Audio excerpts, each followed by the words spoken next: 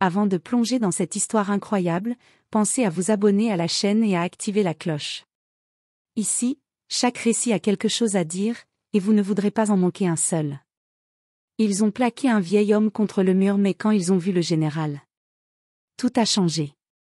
Par un après-midi gris, les nuages suspendus au-dessus de Brookside, un quartier populaire et autrefois ouvrier de Chicago, semblaient retenir la lumière comme un secret. L'air était humide, chargé de l'odeur d'asphalte humide et de vieux pins. Les passants marchaient vite, pressés d'éviter la pluie, les écouteurs dans les oreilles ou les yeux fixés sur leur téléphone. Mais au milieu de cette agitation moderne, une silhouette singulière avançait lentement, digne et silencieuse, comme un souvenir vivant traversant un monde qu'il avait presque oublié. C'était Henry McColl, 74 ans. Un homme noir au visage buriné, dont chaque ride racontait une histoire. Une moustache finement taillée, des yeux sombres et profonds, pleins de lucidité mais aussi d'une certaine fatigue. Il portait un long manteau militaire kaki, élimé au poignet, avec des insignes à peine visibles. Sur sa tête, une casquette fanée portait fièrement l'inscription brodée en lettres dorées. US Army Vétéran Desert Storm. Un symbole que peu de jeunes reconnaissaient, mais qui signifiait tout pour lui. Sa canne en bois, faite à la main, frappait doucement le trottoir avec une régularité presque musicale. Tac. Tac. Tac. À chaque pas, il semblait mesurer le sol, non pas par peur de tomber, mais par respect pour les rues qu'il avait tant vu changer. Des rues où il avait grandi, aimé, perdu, puis vieilli. Autrefois fort et droit comme un pilier, Henry était désormais courbé par les années, les douleurs aux genoux, et les souvenirs trop lourds. Pourtant, il marchait avec dignité. Non pas pour se faire remarquer, mais parce qu'il avait survécu. À la guerre. À la discrimination. À l'oubli. Il vivait seul, dans un petit appartement du bloc 52, 2 pâtés de maison plus haut, au-dessus d'une laverie. Le plafond craquait quand les bus passaient, et le chauffage faisait un bruit de casserole, mais c'était chez lui. Sa femme, Claudine, était morte depuis 10 ans. Ses enfants vivaient loin, éparpillés entre l'Arizona et la Géorgie. Il recevait de temps en temps des appels, parfois des photos. Mais son quotidien, lui, était rythmé par de simples rituels. Chaque mardi, Henry descendait à pied jusqu'à l'épicerie de M. Alvarez, un Cubain jovial avec qui il échangeait toujours quelques mots en espagnol approximatif. Il achetait du pain de seigle, un pot de confiture, du café, parfois un peu de maïs en boîte, et une orange. Toujours une seule. Pour le goût, pas pour la quantité. Sur le chemin, il saluait Miss Lorraine, qui vendait encore des fleurs fanées sur le trottoir, et Jimmy, un jeune coiffeur qui lui taillait la barbe gratuitement le premier samedi du mois. Dans ce quartier en mutation, où les anciens bâtiments étaient remplacés par des lofts gris et sans âme, Henry était une figure familière, presque sacrée pour certains. Une mémoire ambulante. Mais ce jour-là n'allait pas être comme les autres. Ce mardi-là, sans qu'il le sache encore, une simple promenade allait devenir un moment de honte nationale. Dans une voiture de patrouille vieillissante, garée à l'angle de la 34e rue, 2 jeunes policiers en uniforme observaient distraitement les passants.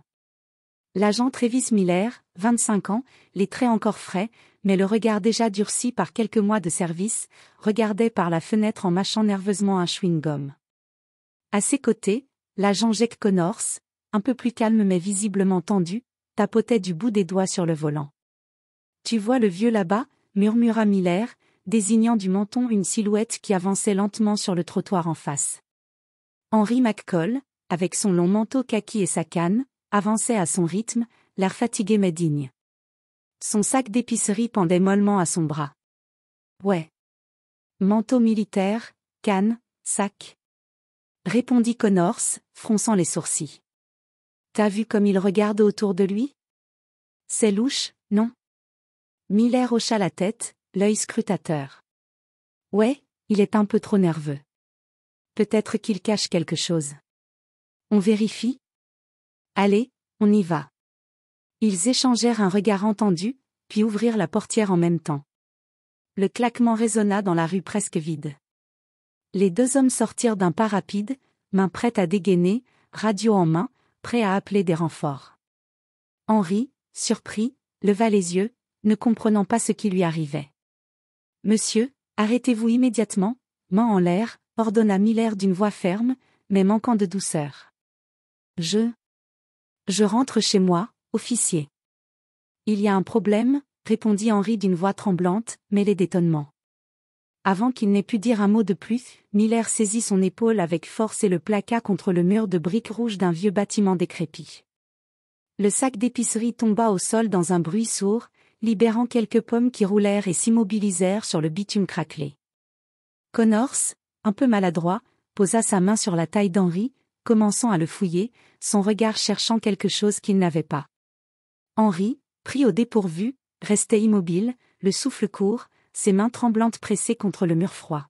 « On a reçu un appel concernant un suspect correspondant à votre description. » « Restez calme », tenta d'expliquer Connors, tentant de garder un semblant de contrôle. « Je suis un ancien soldat. Je suis juste allé acheter du pain. » murmura Henry, les yeux pleins d'une douleur contenue. Autour d'eux, les passants commencèrent à s'arrêter. Certains murmuraient entre eux, d'autres sortaient leur téléphone. Un homme d'une trentaine d'années, caché derrière un lampadaire, filmait discrètement la scène. Son pouce appuya sur le bouton d'enregistrement sans en perdre une miette. Soudain, une voix s'éleva de l'autre côté de la rue, pleine d'indignation. « C'est Monsieur McCall. Il est respecté ici. Vous ne pouvez pas faire ça. » Une femme d'âge mûr, au visage marqué par les années, s'avança, secouant la tête avec colère. Mais les policiers, les yeux rivés sur leur suspect, ne la regardèrent même pas. Ils étaient convaincus d'avoir affaire à un danger, un élément suspect. Ils ne voulaient rien entendre. La tension montait, palpable. Le silence de la rue était désormais brisé par la présence d'un homme injustement traité, et d'une communauté muette mais vigilante. Soudain, un grondement sourd retentit dans la rue, attirant l'attention de tous.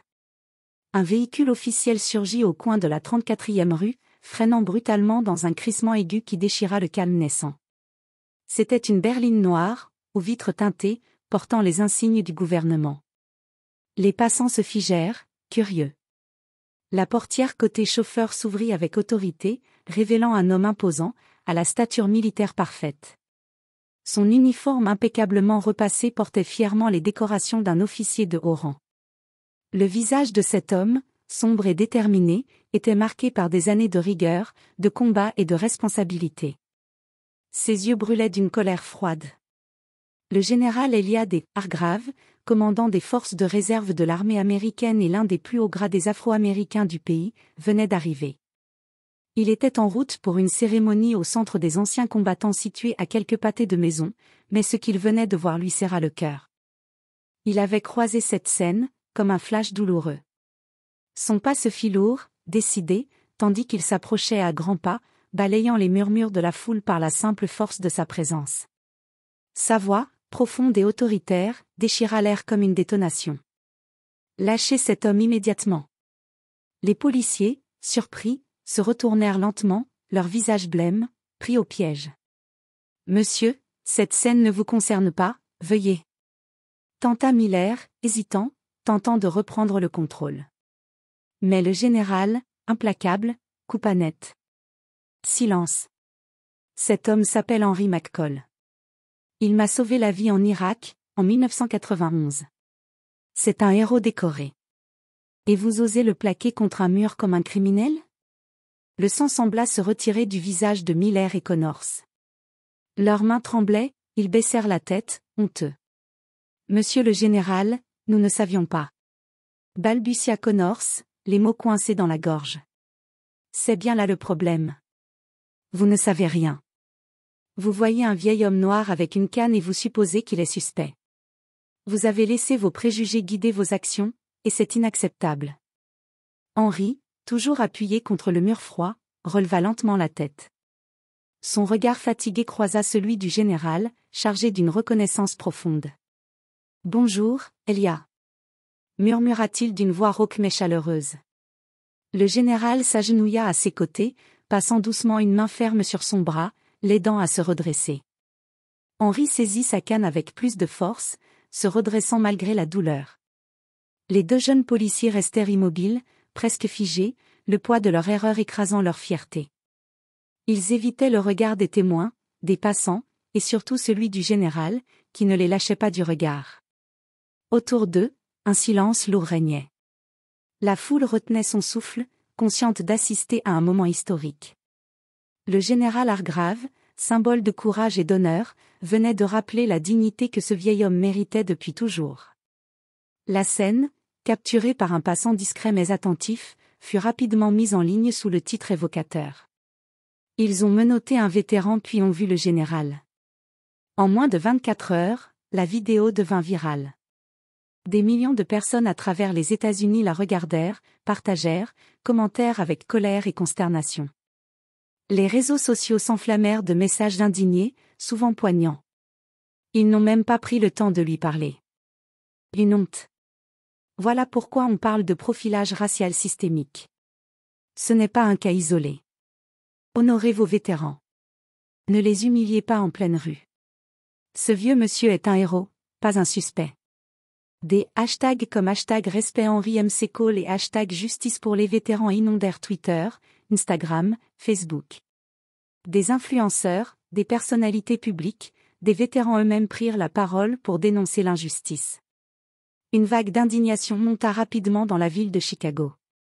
Très vite, des manifestations pacifiques furent organisées devant le commissariat local.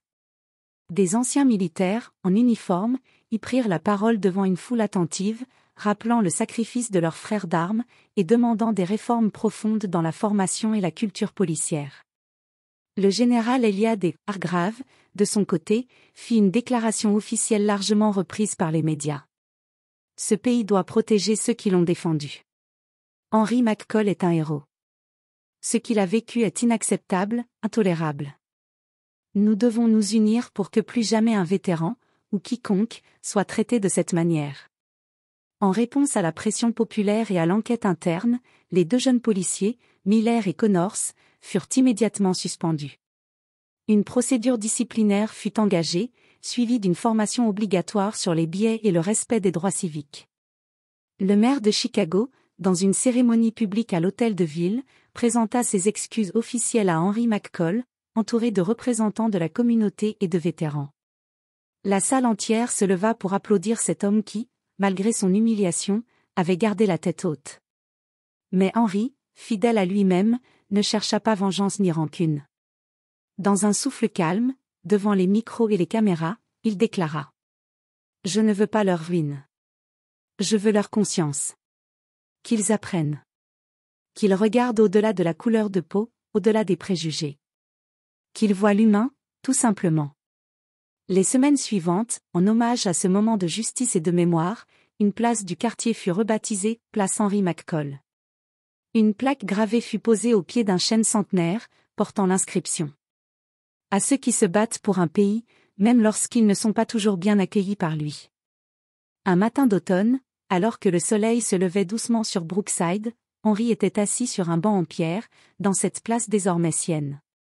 Il observait les enfants courir, rire, jouer entre les feuilles mortes. À ses côtés, le général Hargrave, en tenue civile, lui tendit une tasse de café fumante. « Tu sais, Henri, même après toutes ces années, tu continues à enseigner à ce pays ce que signifie vraiment l'honneur. » Henri sourit doucement, le regard porté au loin, vers un horizon immobile. « Je ne cherche pas l'honneur. Je veux juste qu'un jour, un homme n'ait plus besoin de montrer ses médailles pour être respecté. » Un silence paisible enveloppa les deux hommes, complices d'une histoire plus grande que leur nom.